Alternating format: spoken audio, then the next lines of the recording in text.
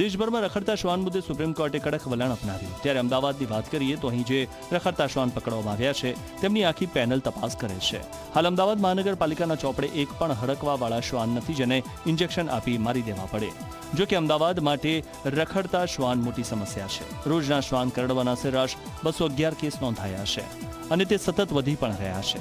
રખડતા શ્વાનના ખસીકરણ પાછળ અમદાવાદમાં 5 વર્ષમાં રૂપિયા 134 કરોડના ખર્ચ થયો હોવા છતાં કેસમાં ઘટાડો થયો નથી.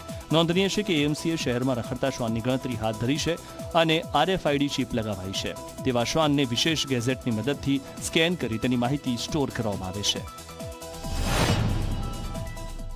ડોગ બાઇટ કેસ મેનેજમેન્ટ પણ સાથે આ ચેપ્ટરની જોગવાઈ રાખવામાં આવેલી છે, જે અંતર્ગત નાગરિકો તરફથી CCRSમાં જે ડોગ બાઇટને લગતી ફરિયાદો આવે છે તેવા કિસ્સાઓમાં સ્થળ પર જઈ ડોગ બાઇટ થયાના પુરાવાઓની એક વેટરનરી ટીમ દ્વારા ચકાસણી કરી આજુબાજુમાં નાગરિકોને પૂછપરછ કરી આવા બાઇટિંગ કરતા ડોગને શેલ્ટરમાં રાખવામાં આવે છે અને આવા ડોગ શેલ્ટરમાં અત્યારે આવા 68 જેટલા આવા ડોગ્સ મ્યુનિસિપલ કોર્પોરેશન પાસે છે.